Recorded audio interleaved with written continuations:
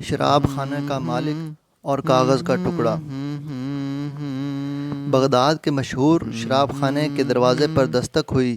شراب خانے کے مالک نے نشے میں دھت ننگے پاؤں لڑکھڑاتے ہوئے دروازہ کھولا تو اس کے سامنے سادہ لباس میں ایک پروقار شخص کھڑا تھا۔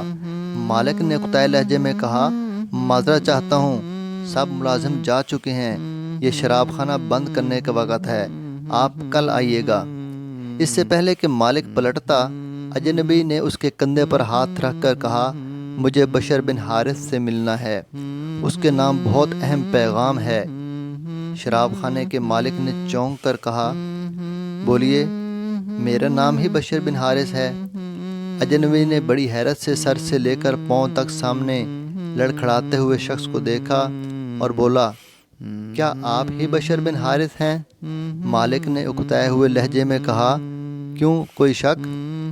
اجنبی نے آگے بڑھ کر اس کے ہاتھوں کو بوسہ دیا اور بولا، سنو بشر بن حارث، خالق ارض و سما نے مجھے کہا ہے کہ میرے دوست بشر بن حارث کو میرا سلام عرض کرنا اور کہنا جو عزت تم نے میرے نام کو دی تھی وہی عزت رہ دنیا تک تمہارے نام کو ملے گی۔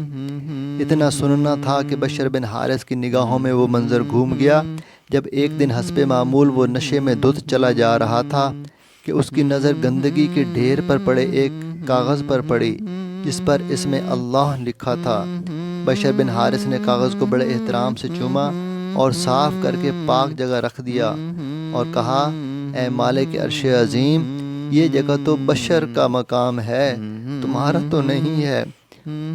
بس یہی ادا بشر بن حارث کو بشر حافی بنا گئی، وہی بشر حافی جن کے متعلق اپنے وقت کے امام احمد بن حنبل رحمہ اللہ فرمایا کرتے تھے، لوگو، جس اللہ کو احمد بن حنبل مانتا ہے بشر حافی اسے پہچانتا ہے۔